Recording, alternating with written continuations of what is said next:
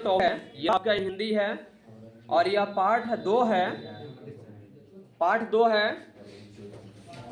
चंद्रधर शर्मा गुलेरी लेखक हैं पाठ 2 के, और शीर्षक का नाम है उसने कहा था। क्या है? उसने कहा था, जिसके लेखक चंद्रधर शर्मा गुलेरी हैं और इनका जन्म 7 जुलाई 1883 ईस्वी को हुआ था। कब हुआ था? 7 जुलाई 1883 को हुआ था। इनका जन्म स्थान कहाँ है? जयपुर, राजस्थान। किनका? चंद्रधर शर्मा गुलेरी का जो जन्म स्थान है जयपुर, राजस्थान है, और ये मूल निवास गुलेर नामक ग्राम, जिला कांगड़ा, हिमाचल प्रदेश के हैं। ठीक है। अगर प्रश्न पूछे कि चंद्रधर शर्मा गुलेरी किस गांव के हैं, यानी किस गांव से बिलोंग करते हैं उन्होंने, तो कौन गांव? गुलेर नामक गांव। किस जिला से? कांगड़ा जिला। किस राज्य में? हिमाचल प्रदेश। यानी कि देखिए 3-4 ऑब्जेक्टिव निकल गया ना इससे। अगला है आपका, उनके पिता का नाम क्या था? पंडित शिवराम। चंद्रधर शर्मा गुलेरी के पिता का नाम था पंडित शिवराम। इनके शिक्षा जो हुई थी बचपन में संस्कृत की शिक्षा 1899 में इलाहाबाद तथा कोलकाता विश्वविद्यालय में क्रमशः एंट्रेंस तथा मैट्रिक, और 1991 में कोलकाता विश्वविद्यालय से इन्होंने इंटर की परीक्षा पास की है, और 1903 में इलाहाबाद विश्वविद्यालय से बीए पास किए। ठीक है।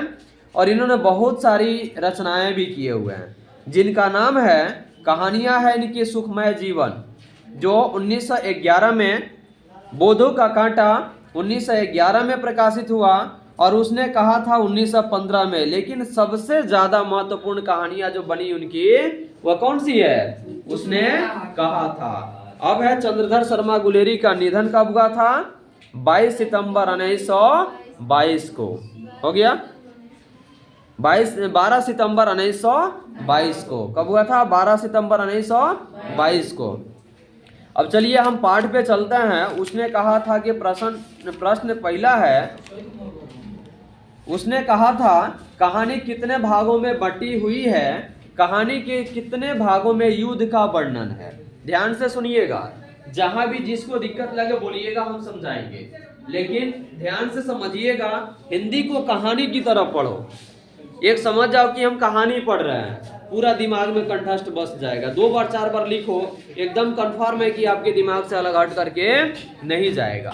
लेकिन आपको ये चीज जरूरी है, उसमें आकार हर सही एक लिए लिखने की प्रैक्टिस आपकी होनी चाहिए। समझ में आ रहा है ना? तो प्रश्न है, उसने कहा था कहानी कितने भागों में बटी है? तो 5 भागों में बटी है। कितने भागों में?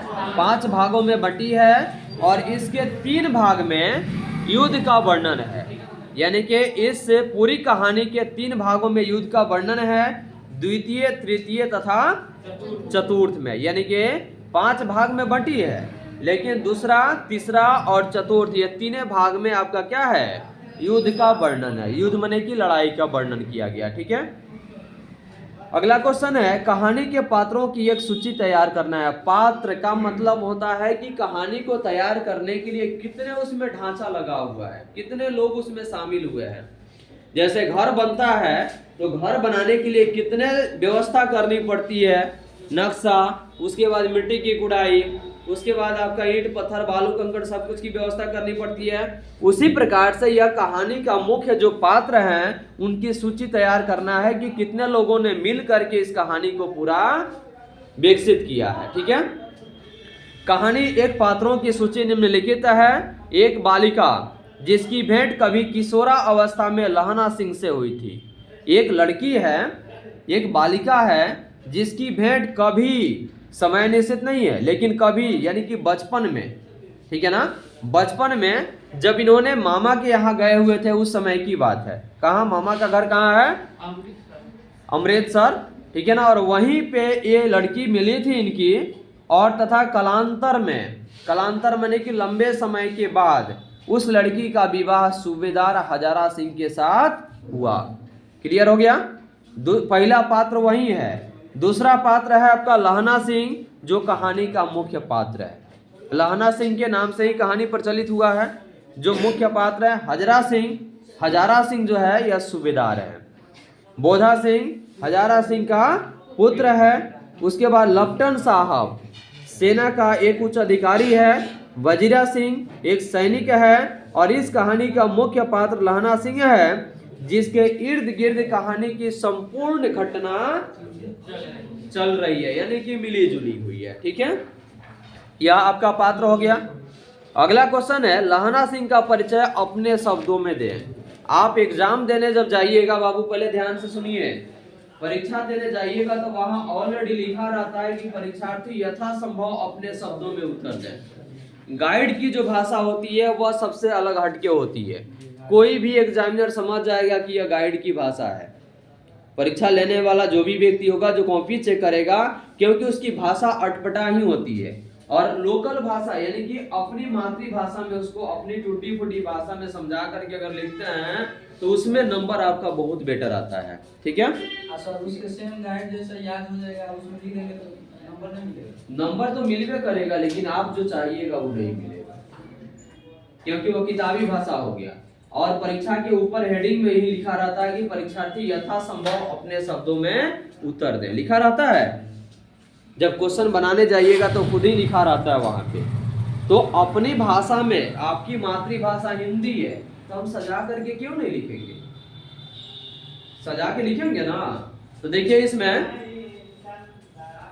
लहना सिंह ब्रिटिश सेना का एक सिख जमादार है जो भारत में दूर, यानी भारत से दूर फ्रांस में जर्मनी सेना के विरोध युद्ध करने के लिए भेजा गया है।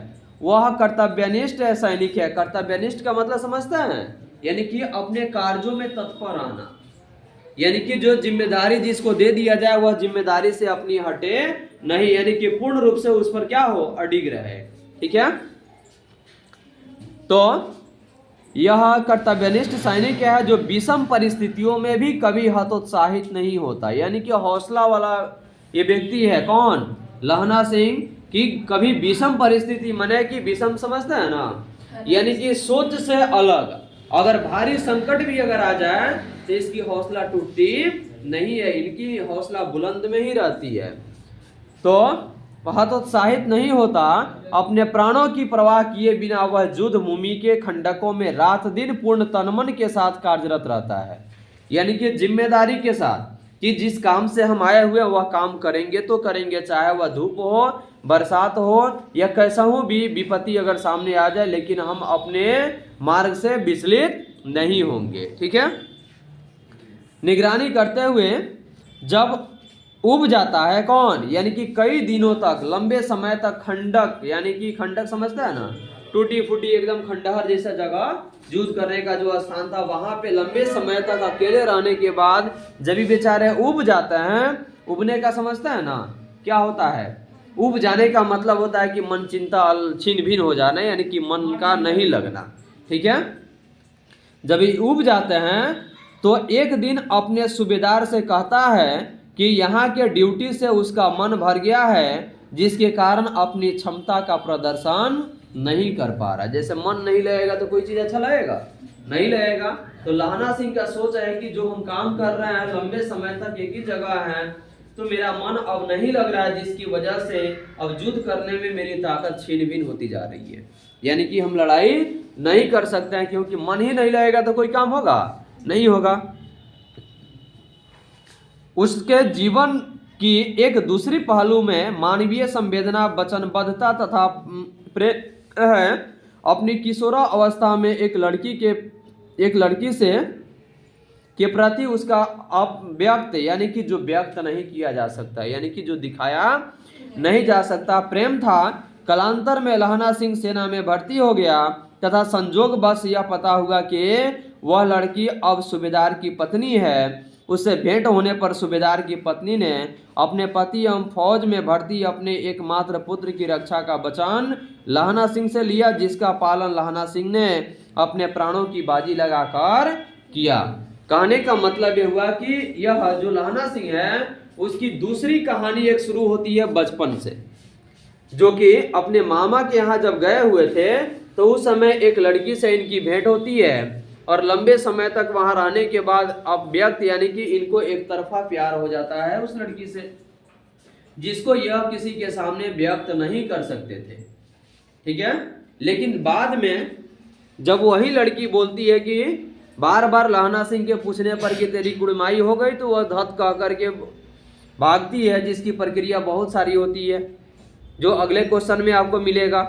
यह धत करके कह करके भागी, जिसकी तुलना करते हुए लास्ट में इन्होंने समझ गया कि इस लड़की की कुड़माई हो चुकी है, तो यह अव्यक्त होकर के, यानी कि समझिए ना कि पीड़ा में बेचारे रोड की तरह भागते हुए निकले, और उसके बाद लंबे समय के बाद उस लड़की से फिर भेंट हुई है। वह लड़की कौन है? सूबेदारनी है, यानी कि सूबेदार कौन? सूबेदार हजारा सिंह की पत्नी के रूप में हुई है। और भेंट होने के बाद उन्होंने इनसे परिचय जब हुई तो उन्होंने 2 वचन मांग ली। पहली वचन मांगी कि मेरे पुत्र और पति की रक्षा करना, जिसको इन्होंने कौन? लहना सिंह ने उसको कर्तव्यनिष्ठ पालन करते हुए अपनी प्राणों की आहुति दे करके और उन दोनों की रक्षा जरूर की है। समझ में आ गया ना? अगला प्रश्न है आपका, पाठ से लहना और यानी कि लहना सिंह और सूबेदारनी के संवादों को एकत्र करें। यही जो बताया है ना, यही आपके एकत्र कहानी है, दोनों के बीच की वार्तालाप। तो देखिए, पाठ से लहना सिंह और सूबेदारनी के बीच कुछ संवाद है जो निम्नलिखित है। बचपन का संवाद देखिए, आज का नहीं, शुरू का संवाद, जहां इन्होंने माझे में यानी कि अमृतसर में मामा के घर जब गए थे, वो भी लड़की अपने मामा के घर आई हुई थी, और दोनों की भेंट कहाँ होती है? माझे में, यानी कि उस दुकान के पास होती है। तो इसमें है बचपन का संवाद। देखिए किनका? लहना सिंह और सूबेदारनी का। ये तो बाद की बात है, पहले जो क्वेश्चन में बताएं आपको कि शादी के बाद यानी कि लंबे समय के बाद दोनों की मिलन होती है। तो देखिए, पाठ से लहना और सूबेदारनी के संवाद का है, कुछ बात है बचपन का। तेरे घर कहाँ है? कौन पूछ रहे हैं? लहना सिंह। तो ये मगर मैं और तेरे घर माझे में, यहाँ कहाँ रहती हो? तो मैं भी मामा के यहाँ हूँ। उनका घर कहाँ है? गुरु बाजार में है। इतने में दुकानदार लड़के ने, यानी कि दुकानदार ने किससे बोला? लड़के से मुस्कुराकर पूछा, तेरी कुड़माई हो गई? कौन? लहना सिंह पूछे किससे? उस लड़की से, तेरी कुड़माई हो गई। इस पर लड़की कुछ आंखें चढ़ाकर धत कहकर दौड़ गई। लड़के ने फिर पूछा, तेरी कुड़माई हो गई? और उत्तर में वही धत मिला। एक दिन जब लड़के ने वैसे ही हंसी में चिढ़ाने के लिए पूछा, तब लड़की ने लड़के की संभावना के विरुद्ध बोली, हाँ हो गई। तो ये पूछता है कब? ये कौन? लहना सिंह पूछता है कि हो गई तो कब हो गई? तो क्या बोल रही है? कल। देखते नहीं, ये रेशम से कड़ा हुआ सालों सूबेदार के घर का संवाद मुझे पहचाना नहीं। यानी कि ये संवाद है दोनों के बीच का। उसके बाद है अगला क्वेश्चन। ये तो संवाद आपका हो गया। अगला प्रश्न है पाठ संख्या 5। आपका प्रश्न संख्या 5।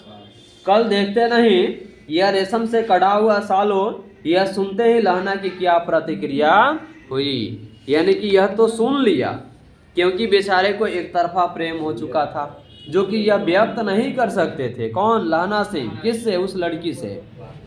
तो देखिए, कल देखते नहीं, यह रेशम से कड़ा हुआ सालों, यह सुनते ही लहना की यह प्रतिक्रिया हुई। लहना सिंह के पूछने पर तेरी कुड़माई हो गई, लड़की धत कहकर भाग जाती थी। लेकिन एक बार लहना सिंह ने जब फिर पूछा, तेरी कुड़माई हो गई, तो लड़की का जवाब लहना सिंह के आशा के विरुद्ध था। यानी कि इन्होंने जैसे सोचे थे उसके सीधे उल्टा मिला इनको।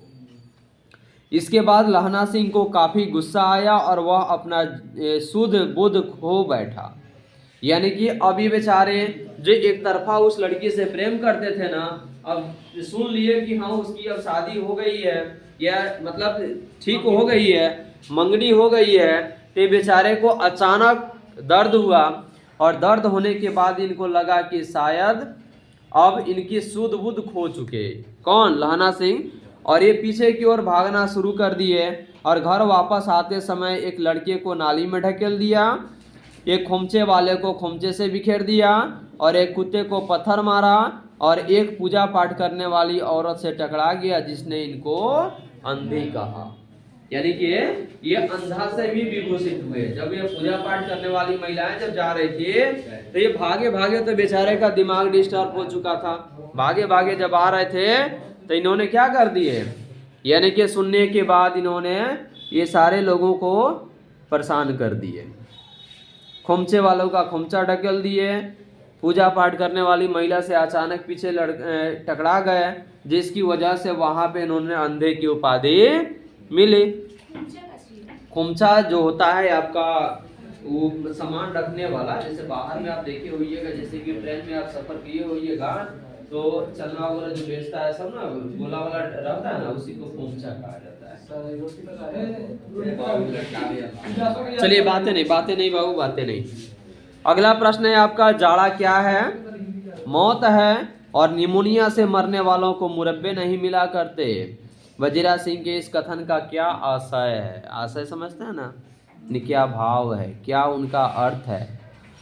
तो जाड़ा क्या है? मौत है, और निमोनिया से मरने वाले को मुरब्बे नहीं मिला करते। इसका उद्देश्य है, इस कथन का उद्देश्य है कि अगर किसी को निमोनिया हो जाए तो बच पाना मुश्किल है।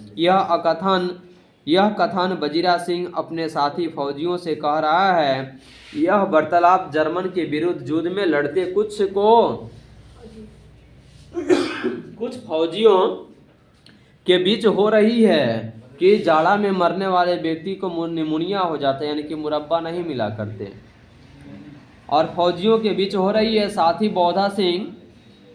बोधा सिंह की तबीयत के जिक्र आने पर वजीरा सिंह ने कहा कि निमोनिया में मौत ही आती है, और मौत कोई मुरब्बे जैसी अच्छी वस्तु मिलने जितनी सुखदायक बात नहीं है। इसलिए निमोनिया से पीड़ित बोधा सिंह की तबीयत और कोई अच्छी था सुखदायक नहीं होती। यानी कि यह बेचारे जो कौन बोधा सिंह की जो तबीयत खराब हो गई थी ना, उसकी चिंता हर किसी को था कि अगर बेचारा मर जाएगा तो बहुत सारी समस्याएं उत्पन्न हो जाएगी। इसलिए बोले कि निमोनिया से, यानी कि जाड़ा क्या है, निमोनिया से मरने वाले लोगों को क्या नहीं मिला करते? मुरब्बा नहीं मिला करते। देखिए, मुरब्बा जो है आपका एक मिठाई है जो कि मार्केट में बिकता है। हाँ, मतलब खाने का मतलब होगा कि जाड़ा में जिसको निमोनिया हो जाए, चीनी के पेशेंट वाले व्यक्ति को चीनी खाने के लिए कॉल उठाएगा कभी? वही बात है, तो उसमें मुरब्बा नहीं दिया जाता है। पहले बात सुनो, इधर आगे कहती है, तुम राजा हो, मेरे मुल्क को बचाने आए हो। वजीरा के इस कथन में किसकी ओर संकेत है? ध्यान दीजिएगा। कहती है, तुम राजा हो, मेरे मुल्क को बचाने आए हो। यह कथन इंग्लैंड की महिला फिरंगी मेम ने कहा था। कौन कहा था? इंग्लैंड की महिला फिरंगी मेम ने कहा था। वजीरा सिंह के इस कथन में फिरंगी मैम ब्रिटेन, फ्रांस आदि की ओर संकेत करती है। और अथवा करके देखिए, यह कथन उस देश की एक महिला का है जिसके बंगले के बगीचा में जब वजीरा सिंह अथवा उनके अन्य साथी जाते हैं तो वहां की मालकिन जो महिला थी, इन लोगों को फल, दूध तथा अन्य भोज्य पदार्थों बहुत प्रसन्न देती थी, जिसे इन्होंने बहुत प्रसन्न होकर देती थी, तथा उसके लिए इन लोगों ने पैसा नहीं लेती थी। यानी कि वह सामान देती थी, कौन? फिरंगी मैम, लेकिन पैसा उसके बदले नहीं लेती थी, क्योंकि उसको सोच एक ही था कि तुम राजा हो, मेरे मुल्क को बचाने आए हो, इसलिए तुमसे पैसा लेना मेरा उचित नहीं है, क्योंकि तुम अगर मेरे राज्य की, मेरे सीमा की रखवाली नहीं करते तो शायद आज हम लोग घर में सुरक्षित नहीं सोते। क्लियर हो गया?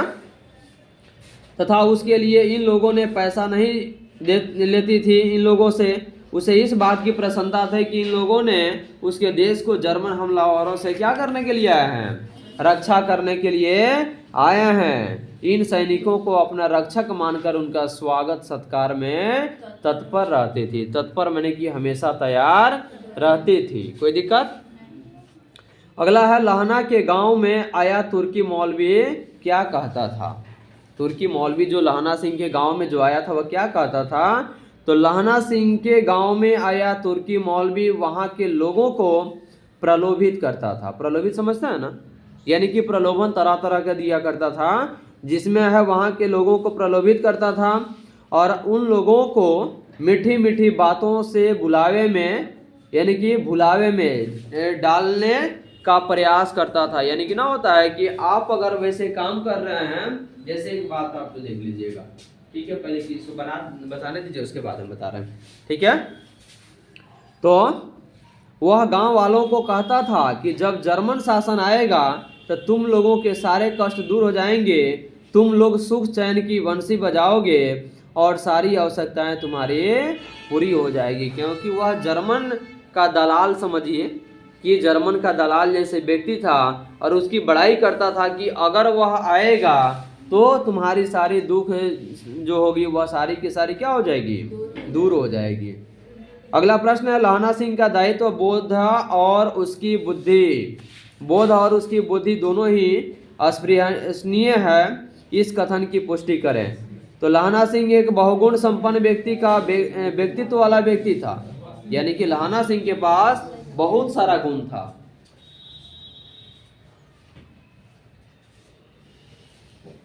लहना सिंह के पास बहुत सारा गुण था, क्योंकि हर गुण से ये वाकिफ थे।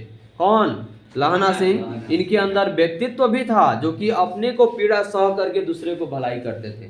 अगर उनके अंदर व्यक्तित्व नहीं होता तो शायद लंबे समय पहले की कहानी है, कौन? वह सूबेदारनी की, है कि नहीं है। वे चाहते तो अपनी जान बचा करके भाग आते और उसके बेटा और उसका पति मारे जाता, कोई उसको टेंशन नहीं रहती। लेकिन उन्हें लंबे समय के अरसे इनको की बात जो मिली थी इनको, उसका एक कर्तव्यनिष्ठ होकर के पालन किए और पालन करने के बाद उन्होंने बोधा सिंह और किसको, सूबेदार हजारा सिंह की जान को, अपनी जान गंवा करके उनकी रक्षा की। अगर उनमें व्यक्तित्व नहीं होता तो शायद ऐसे करते नहीं करते। व्यक्तित्व नहीं होता तो सोचते कि चलो मरने तो हमको अपना जान बचा करके भागने की जरूरत है। लेकिन उनके अंदर बहुत सारा व्यक्तित्व का गुण संपन्न व्यक्ति थे। उनके चरित्र में विद्यमान गुण समस्त कहानी में दिखाई पड़ते हैं। लेकिन उसका दायित्व बोध और बुद्धि दोनों ही अस्पृहनीय है। वह बचपन में एक लड़की से मिला और उसका हृदयगत प्रेम कर बैठा। यानी कि लहना सिंह बचपन में जिस लड़की से मिला, वह हृदयगत का मतलब होता है अपनी हृदय से उसको लगा लेना, यानी कि इतना प्रेम कर बैठा। यद्यपि वह न तो अपना प्रेम प्रकट कर सका और न ही उस लड़की को पा सका, फिर भी जब कई वर्षों बाद वह उसी लड़की से सूबेदारनी के रूप में मिला तो उसकी एक प्रार्थना के बदले में अपने प्राण तक दे दिए। बताइए कैसे इंसान थे कि इतने लंबे समय के बाद, क्योंकि इनको हृदयगत उस लड़की से प्रेम कर बैठे, लेकिन इनके अंदर इतनी क्षमता नहीं थी कि वे बेचारे वो अपनी प्रेम को किसी और के सामने या उस लड़की के सामने प्रस्तुत कर सके। समझ में आ रहा है ना, प्रस्तुत कर सके यानी कि उसको दिखा सके। तो ऐसी स्थिति लहना सिंह के साथ हुई थी। लेकिन फिर भी ये बेचारे अपनी जान की परवाह किए बगैर, सब कुछ को इन्होंने अपनी जान को परवाह किए बगैर उस लहना सिंह के बदले किनको, सूबेदार और बोधा सिंह की जान को बचाए। तो देखिए प्रार्थना और वहीं जब नकली लेफ्टिनेंट साहब धोखे से कुछ सिपाहियों को दूसरी जगह भेज देता है तो लहना सिंह अपनी बुद्धि के बल पर उसकी असलियत भाप लेता है और उसे सबक भी सिखा देता है।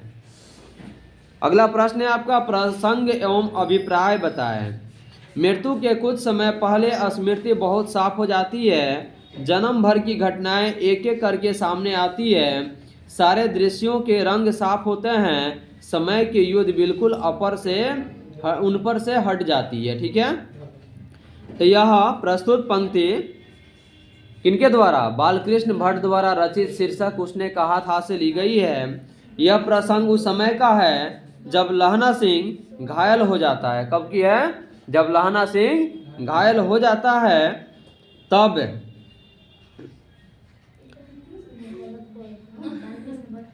घायल हो जाता है।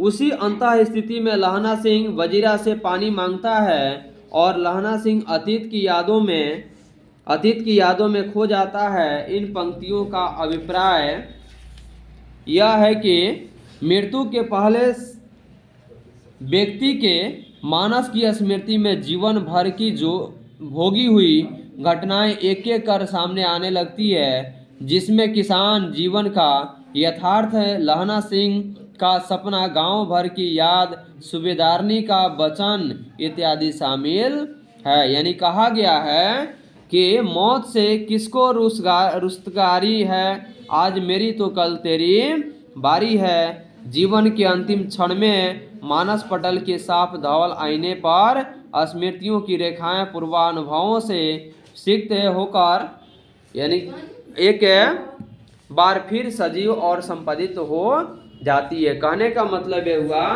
कि जब व्यक्ति दूसरे किसी की बात छोड़िए, मरने वालों की बात छोड़िए, अगर आपकी कभी तबीयत खराब जब हो जाती है, आप पीड़ा में जब पड़ जाते हैं, तो आपके सुख दुख को जानने के लिए भी कोई जब नहीं आता है, तब सारी अपनी भविष्य नहीं बल्कि बीती हुई समय की सारी यादें एक एक करके सारे आईने की तरह झलकता रहता है कि बचपन में हमने क्या किया, उसके बाद हमने क्या किया, उसके बाद हमने क्या किया, और अंत समय जाने वक्त लगता है कि काश एक दिन वैसे था।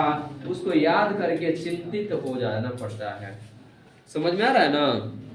तो वही स्थिति लहना सिंह के साथ हो रही है कि जब बेचारे को जब गोली लग जाती है, जब ये गिर पड़ते हैं, तो इनको सारी भविष्य की बीती हुई जितनी भी घटनाएं हैं, यानी कि जो बीते हुए समय की जो भी घटनाएं हैं, वे सारे एक एक करके इनके दिमाग पर आना शुरू हो जाता है, जिसकी वजह से इन्होंने चिंता में व्यस्त हो जाते हैं, यानी कि चिंतित होते रहते हैं। ठीक है, ये बहुत बढ़िया कहानी है। अगर आप उसको अच्छा से देख लोगे तो बहुत अच्छा से याद हो जाएगा। एक है इसमें अब के हाड़ में मर्म स्पष्ट करना है। क्वेश्चन नंबर 11, अब के हाड़ में यह आम खूब फलेगा, चाचा भतीजा दोनों यहीं बैठकर आम खाना, जितना बड़ा भतीजा है उतना ही यह आम है। जिस महीने उसका जन्म हुआ था उसी महीने में मैंने इसे लगाया था। कहने का मतलब है प्रस्तुत पंक्ति चंद्रधर शर्मा गुलेरी। इसके पहले वाला में हम कौन बाल्टी से बट बोल दिए नहीं जी, इसमें उसमें पहले वाला में गलती से बोला गया है। ठीक है, तो इसमें प्रस्तुत पंक्ति चंद्रधर शर्मा गुलेरी द्वारा रचित शीर्षक उसने कहा था से ली गई है।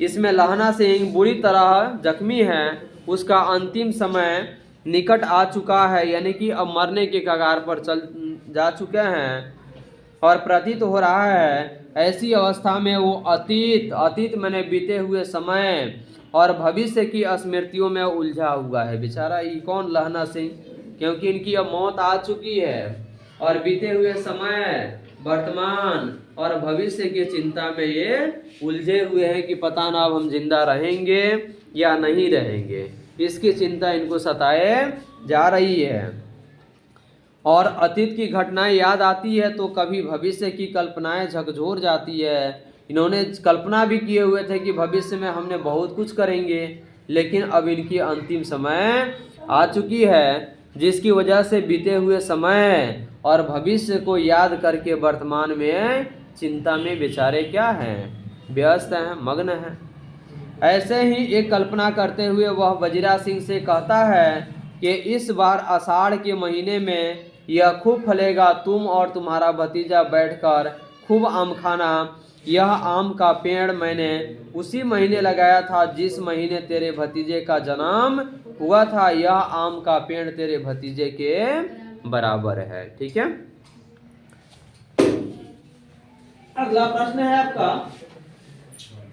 और जब घर जाओ तो कह देना कि मुझे तो उसने कहा था वह मैंने कर दिया। तो प्रस्तुत पंक्ति चंद्रधर शर्मा गुलेरी द्वारा रचित शीर्षक उसने कहा था से ली गई है। इसमें सूबेदारनी ने लहना सिंह को एक दायित्व सौंपा था। क्या दायित्व था? कि मेरे पति और मेरे पुत्र की रक्षा करना। को एक दायित्व सौंपा था कि उसने पति और बेटे के प्राणों की रक्षा करना। लहना सिंह ने उन दोनों की जान बचाकर उसे पूरा किया। उसने घायल होने के बावजूद उन दोनों को गाड़ियों में भेजकर वह खुद वहीं रह गया। जब सूबेदार अपने बेटे के साथ जाने लगा तो लहना सिंह ने उनसे कहा कि जब घर जाओ तो सूबेदारनी से कह देना कि उसने जो मुझसे कहा था वह मैंने पूरा कर दिया। यानी कहने का मतलब ये हुआ कि जब लहना सिंह ने सूबेदार हजारा सिंह और उसके पुत्र बोधा सिंह को जब घर जाने के लिए जब इन्होंने बोल दिया, क्योंकि इनकी गोली लग चुकी थी, बेचारे अब गिर चुके थे, अब इनकी अंतिम समय आ चुके थे, तो इन्होंने जबरदस्ती दोनों को भगा दी और बोले कि जाओ और तुम सूबेदारनी से कह देना कि तुमने जो कहा था उसने मैंने पूरा कर दिया। यानी कि यह राज दुइये के पास था। किसके पास? एक लहना सिंह के पास और दूसरा वह सूबेदारनी के पास, क्योंकि कही थी सूबेदारनी हजारा से लहना सिंह सुना था और लहना सिंह ने उसकी बातों को समझ करके उनकी बातों के कर्तव्य को लेकर के चले और उसने जाते वक्त बोल दिया कि जा करके तुम सूबेदारनी से कह देना कि उसने जो मुझसे कहा था मैंने उसे पूरा कर दिया। ठीक है। कहानी का शीर्षक उसने कहा था क्या सबसे सटीक शीर्षक है? अगर हाँ तो क्यों? या आप इसके लिए कोई दूसरा शीर्षक सुझाना चाहेंगे तो अपना पक्ष रखें। यानी कि अपना पक्ष का मतलब अपनी विचार रखें। ठीक है। तो हाँ, कहानी का शीर्षक उसने कहा था बिल्कुल सटीक शीर्षक है, क्योंकि यह कहानी लहना सिंह के आसपास ही घूमती है, जो इससे कहानी का नायक भी है। लहना सिंह जिस लड़की से बचपन में मिला था, कई वर्षों बाद वह उसने सूबेदारनी के रूप में उससे मिलता है। सूबेदारनी ने जो कुछ भी लहना सिंह से कही थी वह लहना सिंह ने उसे पूरा कर दिया। उसने सूबेदार और बोधा सिंह की रक्षा की और यह कहानी लहना सिंह के एक अंतिम वाक्य पर खत्म होती है। वह अंतिम वाक्य यह है कि जो उसने कहा था मैंने उसे पूरा कर दिया। ठीक है।